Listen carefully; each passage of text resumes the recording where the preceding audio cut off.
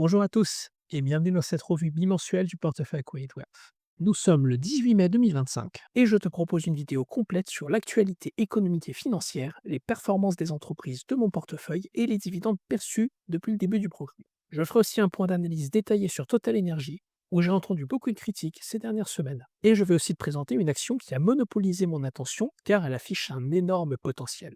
Elle n'est pas dans le portefeuille, mais pourrait tout à fait le rejoindre. Et avant d'attaquer l'actualité, je t'incite à t'abonner, mettre à liker la cloche pour recevoir les prochaines vidéos de vulgarisation financière, d'analyse de qualité sur l'investissement et les prochaines revues du portefeuille. Tu m'aiderais beaucoup à faire connaître la chaîne auprès des Français qui veulent du contenu original sur l'investissement en bourse. Pour l'actualité économique et financière, l'information la plus importante, c'est la baisse des tensions commerciales entre la Chine et les États-Unis. Le 12 mai 2025, ils ont conclu à Genève une suspension de 90 jours de la majeure partie des droits de douane punitifs que les deux pays s'étaient imposés mutuellement. Je te donne les détails de l'accord. Premièrement, une réduction des droits de douane. Les États-Unis ont accepté de ramener les droits de douane sur les produits chinois à 30%, tandis que la Chine les a réduits à 10% sur les produits américains. Deuxièmement, une trêve des douanes de 90 jours qui prend effet d'ici le 14 mai, afin de permettre des négociations plus approfondies entre les deux nations. Et troisièmement, un mécanisme de dialogue a été établi pour poursuivre les discussions sur les relations économiques et commerciales, avec des représentants désignés de chaque côté pour mener les négociations. Je cite le secrétaire américain au Trésor, Scott Bessent: aucun camp ne veut une dissociation des économies américaines et chinoises. Nous voulons une relation commerciale plus équilibrée, et le ministre chinois du Commerce qui déclare de son côté que cet accord est dans l'intérêt commun du monde. C'est une demi-victoire des USA. S'ils ont dû aller négocier âprement avec la Chine, ils ont convaincu les Chinois d'accepter 30% de droits de douane, ce qui est très proche des 36% que Trump avait décrété début avril. J'avais anticipé ce scénario de détente commerciale dans ma revue spéciale du portefeuille au 7 avril, et je suis content que ce scénario se produise. J'espère qu'il va durer plus de 90 jours. Mais avec Trump, rien n'est sûr, son agenda pour la réindustrialisation est toujours pas complet, et des douanes supplémentaires sont toujours au menu selon les plans du personnel. La morale de ce véritable drama international, c'est qu'il vaut mieux avoir des entreprises résilientes locales pour passer les crises sereinement. Même avec 30% de douane, le business model de nombreuses transnationales américaines va souffrir. En clair, plutôt Coca que Nike. La deuxième information économique importante, c'est la prévision de la croissance de l'économie française. Les banques de France estiment la croissance pour la deuxième moitié de l'année à un maigre plus 0,1%. Je cite les Échos. Selon la dernière enquête de la BDF, l'activité a progressé dans l'industrie en avril pour un quatrième mois consécutif, à un niveau supérieur à sa moyenne de long terme, et alors que les chefs d'entreprise attendaient un ralentissement de l'activité. Je suis très dubitatif de la fiabilité de ce rapport de la BDF. Pour moi, la Banque de France essaie de cacher une récession. Pourquoi?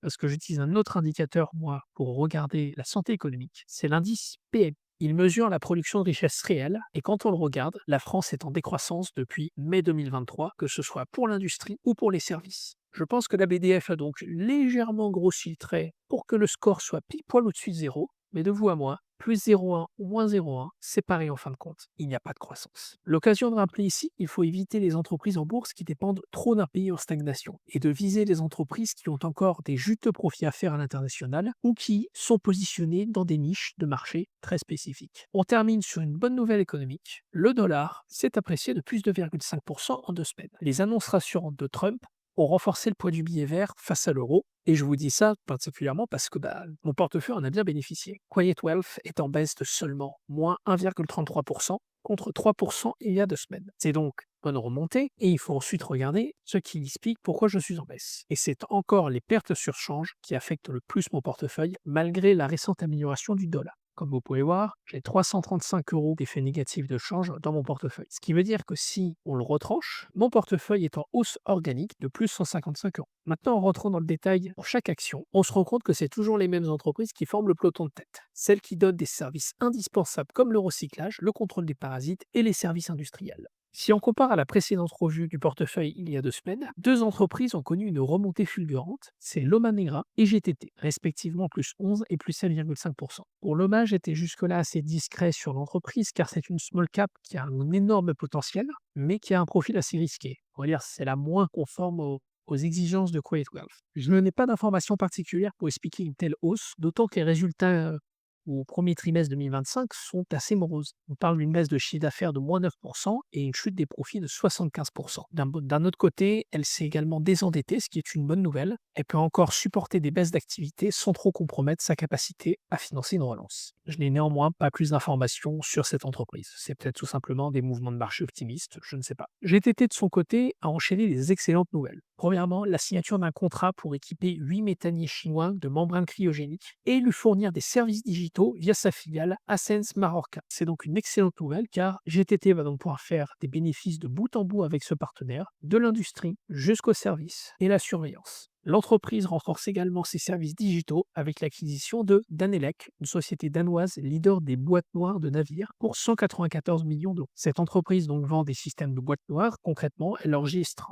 ça enregistre les données critiques comme la vitesse, la position, la communication, pour la sécurité et la conformité réglementaire des navires. C'est donc un statement stratégique et synergique pour l'entreprise et le marché a très bien salué cette annonce. A contrario, la plus forte baisse en 2 semaines, c'est Novo Nordisk qui a baissé de 6,3%. La série sombre continue avec le départ du PDG le 16 mai. L'actionnariat a perdu patience devant, premièrement, la perte de l'avantage de Novo Nordisk sur le marché de l'obésité. Eli Lilly, son concurrent, est arrivé avec des produits comme le Mounjaro et le Zepbound qui font directement concurrence aux Wegovy et Ozempic. Deuxièmement, il y a le ralentissement des ventes et la pénurie de production. Novo Nordisk a malheureusement connu des ruptures d'approvisionnement, notamment pour le Wegovy, et ça a limité donc la capacité de Novo Nordisk à répondre à la demande. Et ça a même favorisé les concurrents comme Eli Lilly. En ce qui concerne les dividendes, j'en ai reçu pas mal ces 2 dernières semaines, notamment Schneider Electric qui m'a versé son dividende annuel pour un total de 10 euros. Au total, le portefeuille a perçu 129 euros de dividendes, soit 1,7% de rendement à portefeuille constant. Pour les prochaines semaines, j'ai les dividendes suivants qui vont tomber: Johnson & Johnson, American Waterworks, Rollins, Unilever, Coca et Republic Services.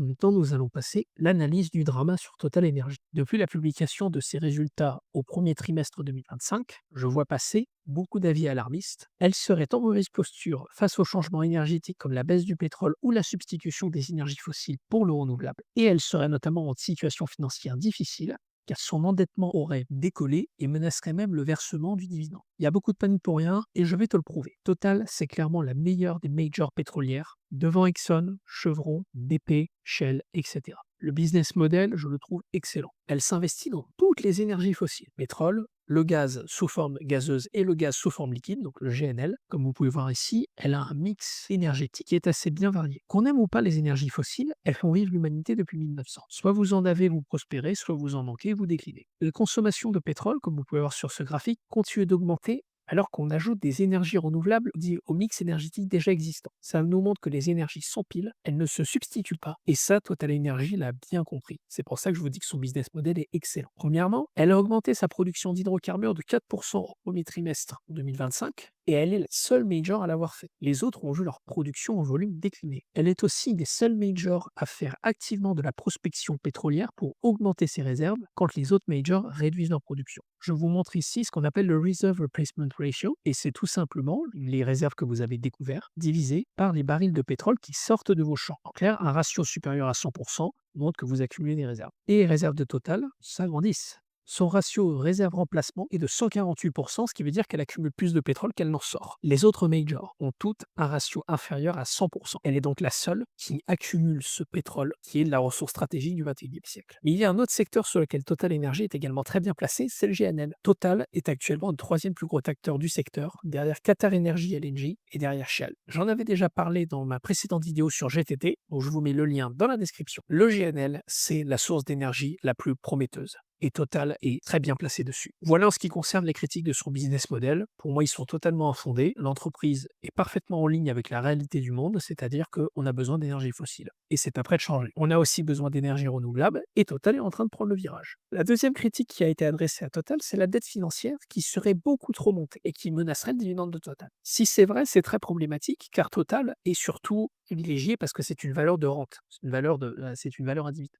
Oui, la dette est bien montée, mais c'est pas dû à une mauvaise gestion de l'entreprise.